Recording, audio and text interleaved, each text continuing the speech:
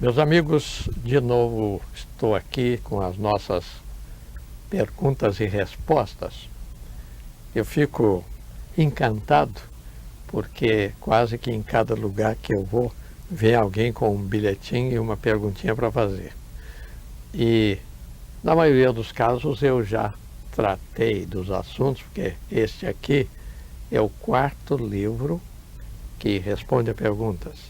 Os outros não há mais e nem vamos editá-los de novo.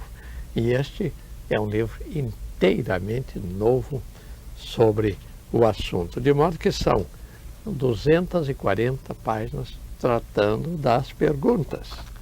Por que não apanha aqui na Escola Bíblica e lê em casa e tem um grande proveito? Eu não tenho a menor dúvida. A Bíblia responde.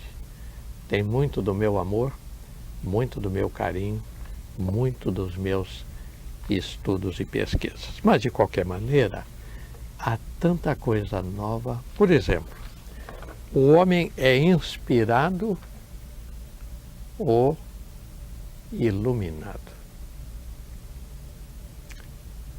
É interessante quando nós pensamos nisto, e eu acredito que o missivista tenha em mente algum problema da área local, e eu fico feliz quando não dizem isso, porque não se está tentando insinuar, mas ele diz assim: Deus fala ao homem como inspirado ou como iluminado. É interessante que Pedro diz na sua segunda epístola que a palavra de Deus, a Bíblia Sagrada, foi escrita por homens inspirados pelo Espírito Santo. Eu acredito hoje no meu ministério, e eu defendo isto no livro O Espírito Santo Executivo de Deus. Eu sei quando Deus unge a pregação. E ai de mim sem esta unção. E unção não se compra no mercado, nem no seminário, nem na faculdade, nem na universidade. A Bíblia fala naquele dom de serviço que eu chamo e que normalmente se chama aquele dom que nos faz compreender determinadas situações e determinadas coisas. Esta capacidade de discernir o Espírito. Estive numa festinha social de aniversário há pouco e me veio um problema muito grave, uma preocupação de um dos participantes. E enquanto ele me falou, e enquanto andei daquela reunião até a minha casa, Deus me disse o que era, e eu lhe telefonei 2 dias depois e ele disse: o senhor marcou a coisa. É por isso que a Bíblia diz: não creais em todo espírito, mas provai e vede se os espíritos são de Deus.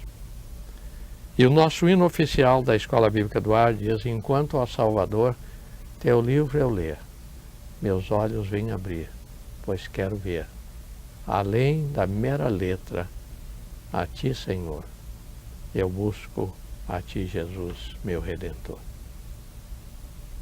Então, não fique acreditando nestes que se levantam e dizem que são iluminados, e lamentavelmente a maioria está sendo iluminado para ficar rico do dia para o outro, usando desta estratégia.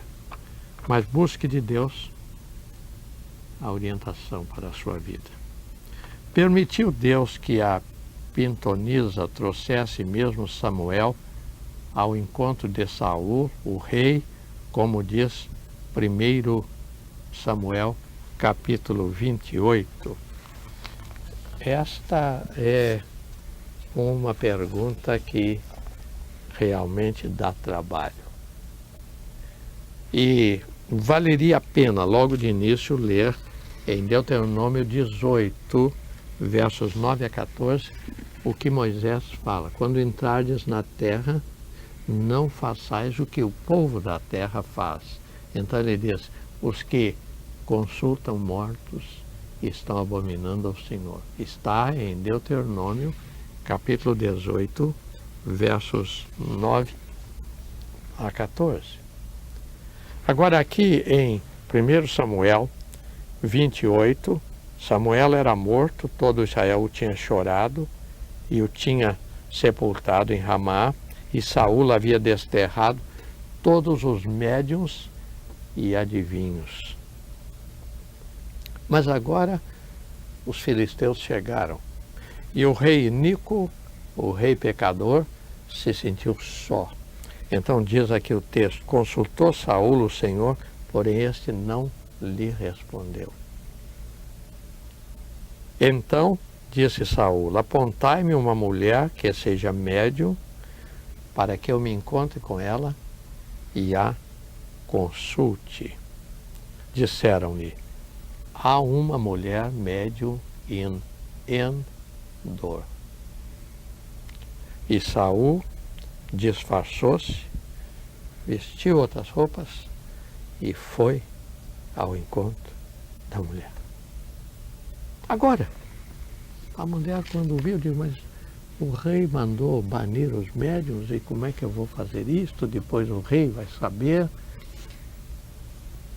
Mas Saul a induziu a que fizesse isto. Então Saul jurou, pode fazer, que não vai lhe acontecer coisa nenhuma. Agora, vejam o que diz aqui esse verso 12.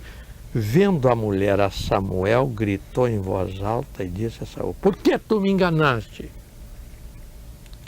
Pois tu mesmo és Saul. Que coisa! Será que isto aconteceu? No verso 19 nós lemos, o Senhor entregará também a Israel contigo na mão dos filisteus, e amanhã tu e os teus filhos estareis comigo.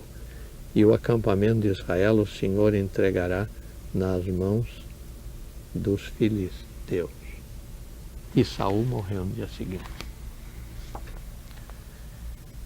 Agora, a pergunta é esta, aconteceu isto?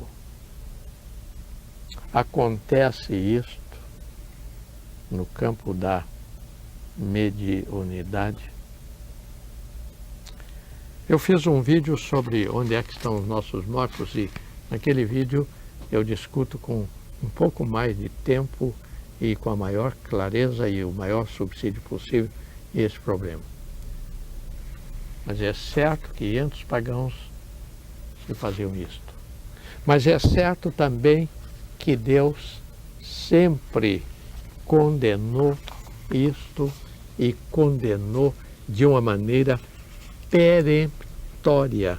É impressionante o que diz aqui este ensino de nosso grande Moisés, quando ele deixa bem claro diante de nós que aquele que faz tal coisa está contra Jesus. Não se achará entre ti quem faça passar pelo fogo seu filho, ou sua filha, ou adivinhador, ou prognosticador, ou agoreiro, ou feiticeiro, ou encantador, ou necromante, ou mágico, ou alguém que consulte o espírito dos mortos.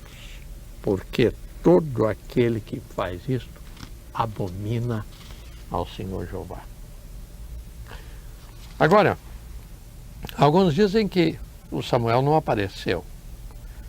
É um caso único na Bíblia, e eu não digo que não estejam certos.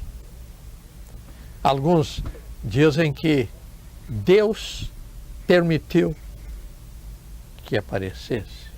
E também tais têm este conceito com certas bases que discutem. Eu pergunto, que diferença faz? A lição é que Deus uma vez mais diz, não faça e nós não devemos fazer. A Bíblia diz, quem consulta os mortos abomina Jesus, e nós temos que crer na Bíblia.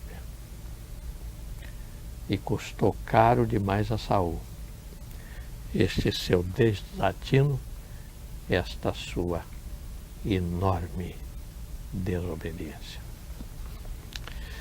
Hoje eu tenho ainda uma pergunta que eu espero possa vir hoje no nosso programa. Que me diz o senhor sobre o enredo do carnaval de uma das escolas de samba?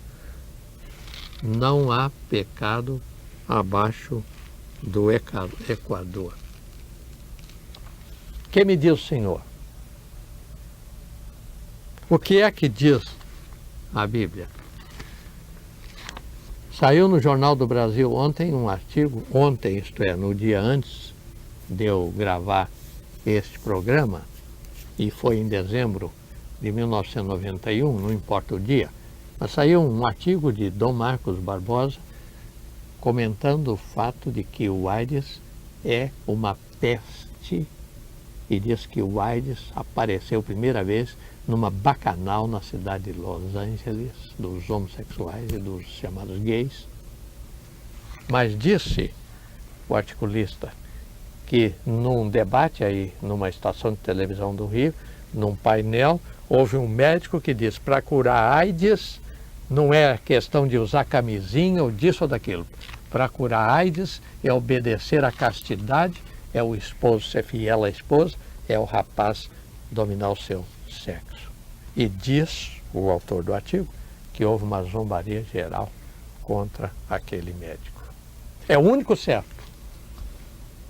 Mas Apocalipse 12:12 diz que Satanás sabe que está derrotado. Então, porque ele está derrotado, ele vai fazer tudo para dizer que ele não existe e que não vai acontecer nada. E ele diz assim, porque ele sabe que os seus dias caminham para o fim.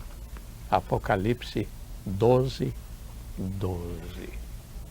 Agora, dizer que não há pecado no sul do Equador, quando nós estamos vendo o pecado na rua, o pecado de lado a lado, o nudismo, a imoralidade, o desrespeito, a afronta ao lar, as cenas degradantes para a mocidade que ama Jesus Cristo, dizer que não há pecado no sul do Equador